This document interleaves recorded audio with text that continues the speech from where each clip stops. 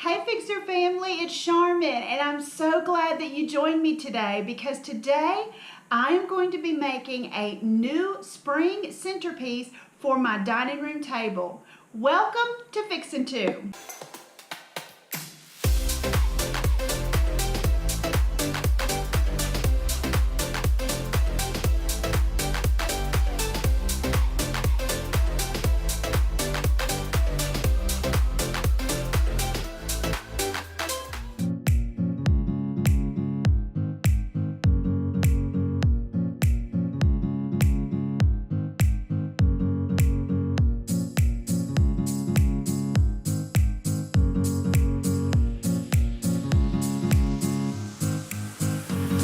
I've got all the supplies ready to go for this project. What you're going to need for this project, of course, is some florals. I got these from the Dollar Tree. I've got wisteria. The wisteria, I don't know what that second word is there, but they're beautiful. And I also have some of this gypso. Kind of looks like a baby's breath in a way, but those are really pretty, I thought. And of course there's the hydrangeas that we're going to be using and putting together here.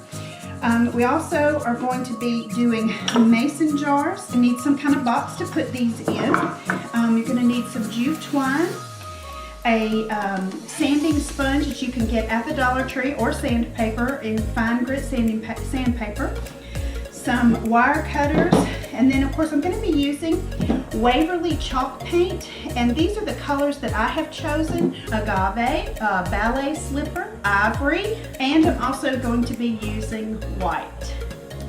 These are the colors that I'm going to be using. Of course you'll want, paint sponges, paint brushes, whatever you would like to use there, and possibly a pair of scissors. That's what you'll need for this project. All right, so now what we're going to do is we're going to take our mason jars. We're going to take and discard the lids. Basically, I'm going to be putting 2 coats of paint on these. And so, like I said, we're going to be using the different chalk paints. So let's get into it.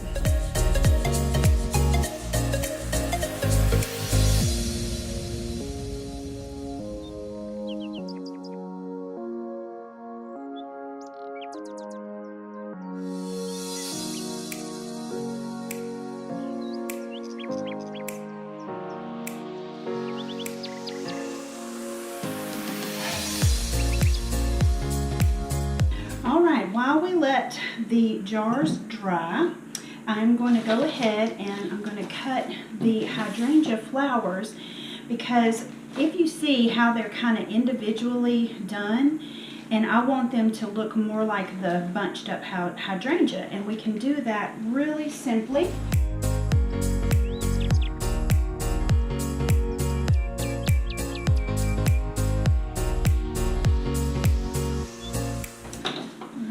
Also going to discard the leaves that are on them. Right, so let's do that. And y'all, if you hear noise in the background, my neighbors are pressure washing today. So, and we can hear it really well on the inside here. So, all right. So now, once we have them done, and basically I'm using 2 of the bunches to make 1 hydrangea head, and basically I'm just going to take them and just begin to put them together. Do that all the way around.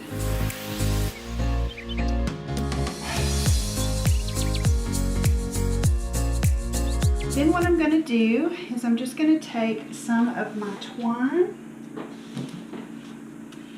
and I'm just going to hold it and keeping out a little tab here so that I can tie it.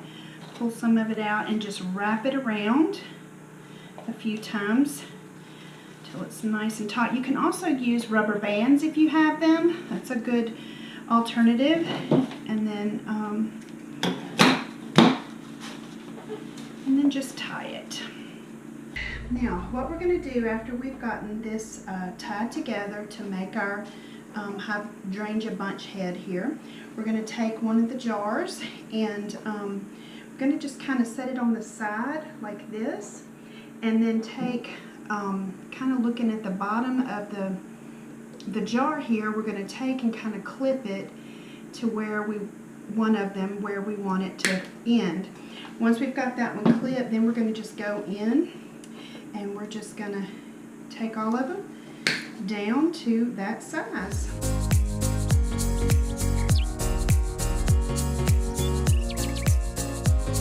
Alright, let's try this. Perfect. So now we're going to create the other two using our wisteria flowers and the gypso flowers.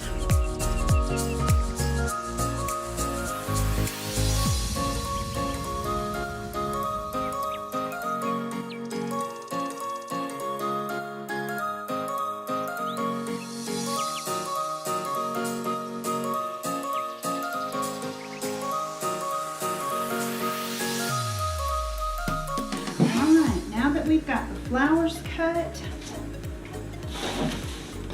We're going to do one last thing to each one of these, or two last things to each one of these jars, because we've got all of our flowers cut. Those are ready to go, and now that these are dry, we're going to take our sanding block or sandpaper, whichever you have on hand, which is fine. You can also do a wet sand if you have no sandpaper on hand. You can take a wet paper towel and lightly go over the edges that we're going to do with the sandpaper. Same concept that you get with it. We're wanting to do a little distress because, as you see, these are not like completely covered. This is the look I'm going for. I just wanted more of a rustic look to it, so it's kind of weathered looking. I'm going to take some more of the paint off in the high spots, but you can also put more coats of paint to your liking on here to be able to get the desired look that you're going for.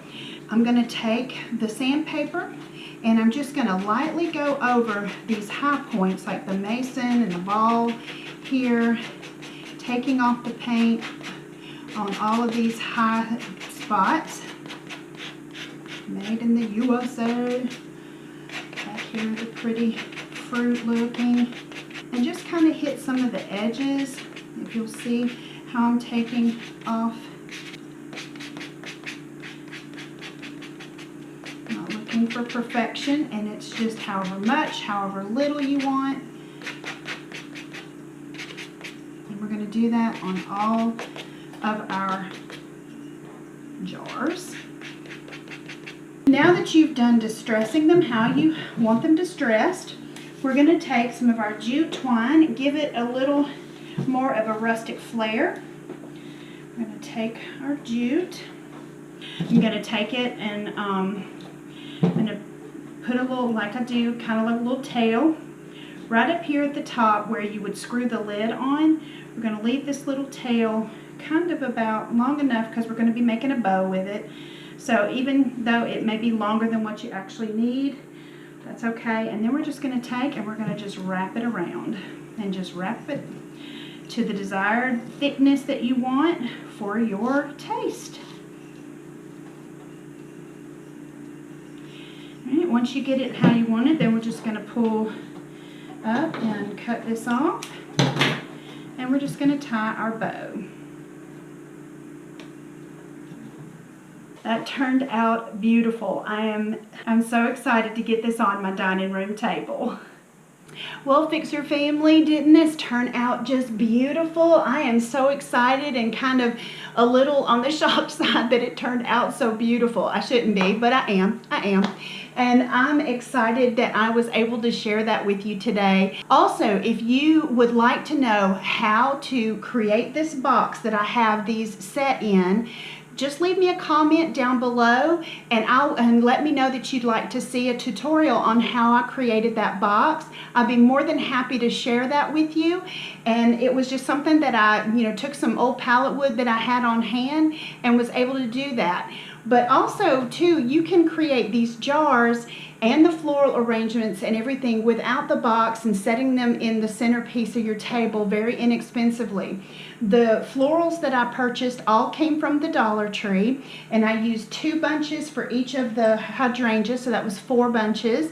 I used just 2 of the stems of these wisteria flowers, and really I think I used maybe 2 of the other little white flowers here, the gypso flowers, and I just cut off and used a few of those.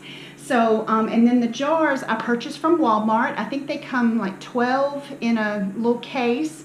And I want to say, and I'm so sorry that I'm not 100% sure on how much they were, but I want to say they were no more than $5 for the set of 12 pint-sized jars. So you can get whatever size that you want and be able to do the same thing. The paint was just Waverly chalk paint that I had purchased before. I had those on hand, but I think they're like $1 something, $1.47 or something like that for one of the little jars, and be able to get the many different colors that they have on hand. So this was a fun tutorial, and make sure that if this is the first time to my channel that you hit that subscribe button down there and the little notification bell so that you don't miss a single video that I've got coming. I've got some more spring decor items to be able to just spruce up your home for spring, and there may be a little Easter in there too, but I really like to decorate for spring so that it can carry me through all the way to summer. So